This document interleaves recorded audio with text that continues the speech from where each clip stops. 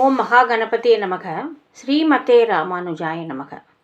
சென்ற பதிவில் நாம் ராமாயணத்தின் மகிமை பற்றி கேட்டோம்.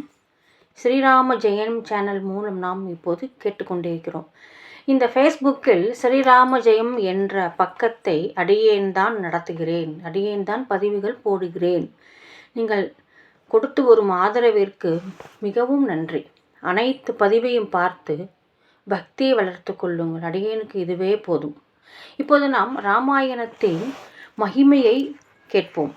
அதாவது சென்ற பதிவிலே கூறினேன், மிகுந்த புண்ணியம் செய்திருந்தால் மட்டுமே நாம் இந்த ராமாயணத்தை நாம் கேட்க முடியும், ராமாயணம் புத்தகத்தை நாம் தொட முடியும்.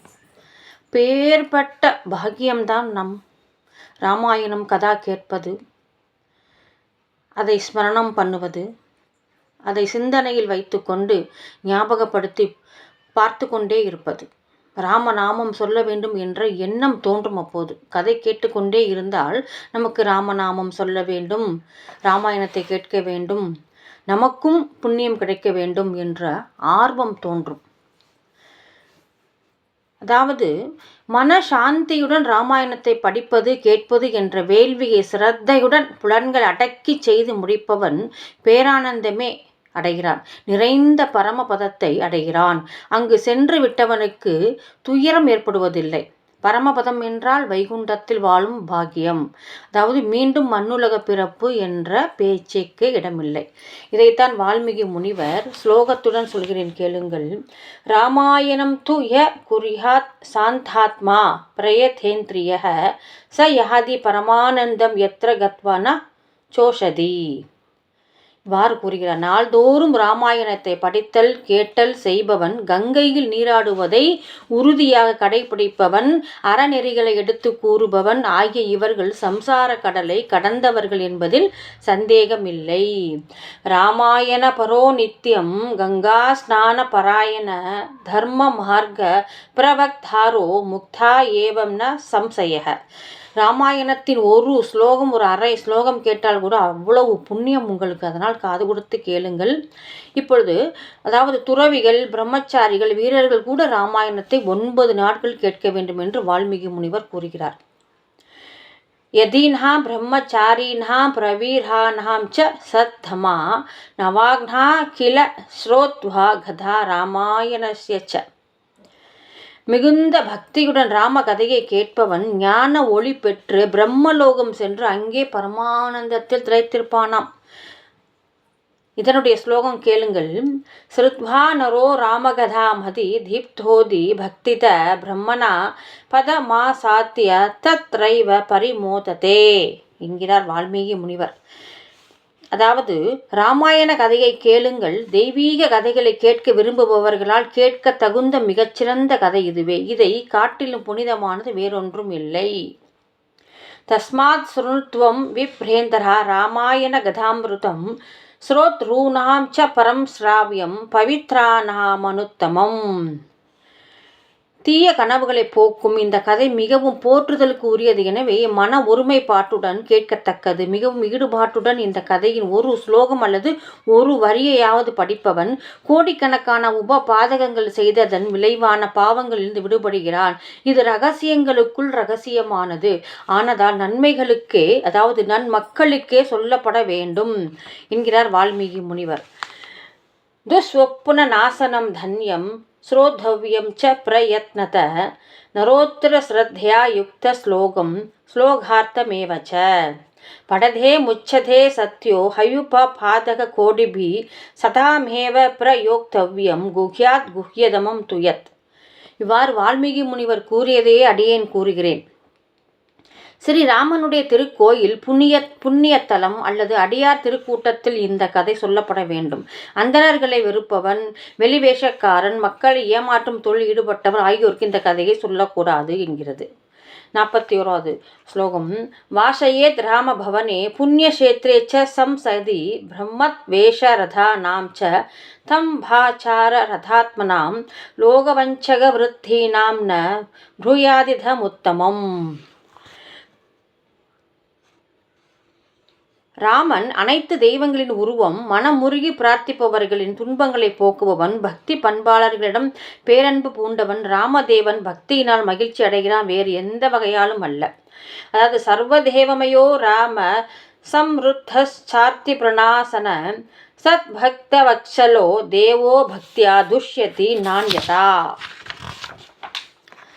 அதாவது மனிதன் தன்னிச்சையாக, அதாவது மனம் ஒட்டாமலே கூட எந்த பெயரை, அதாவது ராமநாமத்தை உச்சரிக்கிறானோ அல்லது நினைத்து கொள்கிறானோ அவனும் கூட பரமபதத்தை அடைகிறான். அவசேனாபி என்னாம்னி கீர்த்திதேவா சம்ருதோபிவா விமுக்த பாதக சோபி பரமம் பதமஸ்னுதே. அதாவது சம்சாரம் என்னும் பயங்கரமான உட்புக முடியாதபடி அடர்த்தியான காட்டிற்கு, அதாவது அதை பொசுக்கி சாம்பலாக்குமாம் இந்த சம்சார கடலை. பிரளயாக்கினி போன்றவன் இந்த சம்சாரத்தை அடியோடு விரட்டுபவன் ராமன். மதுசூதனான ராமன் அவன் திருநாமத்தை நினைத்து கொள்பவர்களின் எல்லா பாவங்களையும் உடனே அழித்து விடுகிறான். சம்சார கோர காந்தாரத அவாக்னீர் மதுசூதன சமர்த்ருணாம் சர்வபாபானி நாசயத் யாசு சத்தமா. ராமாயணத்தால் சுட்டி காட்டப்படும் பொருள் ராமனே. ஈடு இணை இல்லாததும் புண்ணியமானதுமான இந்த காவியத்தை கேட்டாலும் படித்தாலும் எல்லா பாவங்களையும் போக்க வல்லது. ததர்த்தகமிதம் புண்ணியம் காவியம் ஸ்ராவ்ய மனுத்தமம் ஸ்ரவணாத் படனாத் வாபி சர்வ பாப விநாசக்ருத் என்கிறது. அதாவது எவனுக்கு ராம ரசத்தில் பக்தி பூர்வமான மன மகிழ்ச்சி ஏற்படுகிறதோ அவனே இவ்வுலக கடமைகளை குறைவரச் செய்து முடித்தவன், எல்லா அறநூல்களையும் கற்றுணர்ந்த மேதாவி. வேதியர்களே, அவனால் செய்து முடிக்கப்பட்ட தவம் புண்ணியமானது, அது ராம வேள்வி சத்தியமானது, உரிய நற்பலனை தருவது. ராம பக்தியுடன் ராம கதையை கேட்பதால் ஏற்படும் மன நிறைவு வேறு எதனாலும் கிடைப்பதில்லை. பயங்கரமான கலியுகத்தில் ராமாயணத்திலேயே ஊறி திளைத்திருப்பவர்கள், ராம நாமத்தில் ஆழ்ந்திருப்பவர்கள் இவர்களே வாழ்க்கை கடமைகள் நிறைவேற்றியவர்களாக ஆவார்களாம். அதாவது கடைசியில் தான் நம் ராமாயணத்தை கேட்க வேண்டும், புண்ணியத்தை சேர்க்க வேண்டும் என்ற எண்ணம் தோன்றும். அதனால் நம் கடமைகளை முடித்த பிறகு நாம் இந்த ராமாயணத்தில் மூழ்கி இருக்கிறோமாம். ராமாயணம் என்ற அமுத பொழிவை 9 நாட்கள் கேட்க வேண்டும். அவ்வாறு கேட்பவர்களே நல்வழிப்பட்டவர்கள், மகாத்மாக்கள். அவர்கள் எப்போதும் நான் வணங்குகிறேன் என்கிறார் வால்மீகி முனிவர். பரமபுருஷரான ஸ்ரீ ராமருடைய திருநாமம் மட்டுமே என் உயிர் மூச்சு. கலியுகத்தில் ஒரு ஜீவன் நற்கதி அடைவதற்கு ராமநாமத்தை தவிர வேறு வழியே இல்லை. சூதர் கூறுகிறார், சுத மகரிஷி மகாத்மாவான நாரதரால் இவ்வாறு உபதேசிக்கப்பட்ட சனத்குமாரர் தெள்ளி ஞானம் பெற்று உடனே ஆனந்த பெருவெள்ளமான நல்லுலகை அடைந்தார். ஆகவே அந்தணத்துமார்களே, நீங்களும் ராமாயணத்தை கேளுங்கள். தொடர்ந்து 9 நாட்கள் கேட்பவன் எல்லா பாவங்களிலிருந்து விடுபடுகிறான். அதாவது இந்த மகா காவியத்தை கேட்ட பின் கதையை சொன்னவரை நன்றாக போற்றி கௌரவிப்பனிடம் திருமகள் நாயகரான மகாவிஷ்ணு மிகவும் பிரீத்தி அடைகிறாராம். அதாவது ராமாயண கதையை சொன்னவருக்கு பொருளாதார நிலைக்கு தக்கபடி பசுக்கள், ஆடைகள், பொன் மற்றும் ராமாயண நூல் முதலியவற்றை கொடுக்க வேண்டும். அப்படி கொடுப்பதனால் விளையும் நற்பலன்கள் கூறுகிறேன் கேளுங்க என்கிறார். நவ கிரகங்களும் பூத வேதாளங்களும் அவனை பாதிப்பதில்லை. ராமாயணத்தை கேட்டவனுக்கு எல்லா செழுமைகளும் வளர்கின்றன. அவனை நெருப்பு பாதிப்பதில்லை. திருடர் முதலியோரிடமிருந்து அச்சம் ஏற்படுவதில்லை. இந்த பிறவியில் சம்பாதிக்கப்பட்ட பாவங்களிலிருந்து உடனே விடுபடுகிறான். அவன் தன் வாழ்வின் முடிவில் முந்தைய 7 தலைமுறையினருடன் மோட்சத்தை அடைகிறான். இது முக்கியமான ஒன்று. ஒருவன் ராமாயணம் படித்தால் 7 தலைமுறையினர் மோட்சத்தை அடைகிறானாம். முன்னொரு காலத்தில் சனத்குமாரர் பக்தியுடன் கேட்டபோது நாரதரால் சொல்லப்பட்ட விவரங்கள் அனைத்தையும் உங்களுக்கு கூறினேன். ராமாயணம் என்ற ஆதி காவியம் எல்லா வேதங்களின் பொருளுக்கும் ஏற்புடையது, எல்லா பாவங்களையும் நீக்க வல்லது, புண்ணியம் தரக்கூடியது, எல்லா துக்கங்களையும் அளிக்க வல்லது, எல்லா புண்ணிய பலன்களையும் அளிப்பது, எல்லா வேள்விகள் நற்பயன்களையும் கொடுக்கக்கூடியது. ராமாயணத்தை ஒரு ஸ்லோகம் அல்லது ஒரு வரியின் படிக்கும் அறிஞர்கள் ஒருபோதும் பாவச்சிக்கலில் மாட்டிக்கொள்வதில்லை. ஸ்ரீராமனுக்கு அர்ப்பணம் செய்யப்பட்ட இந்த புண்ணிய காவியம் அடியார்களின் விருப்பங்களை எல்லாம் நிறைவேற்றுமா.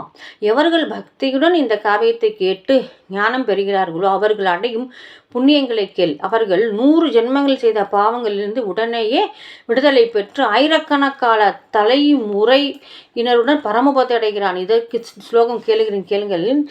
சத ஜன்மார்ஜிதா பாபைஹி சத்ய ஏ விமோச்சிதா சகஸ்ரகுல சம்யுக்தைஹி பிரயாந்தி பரமம் பதம்.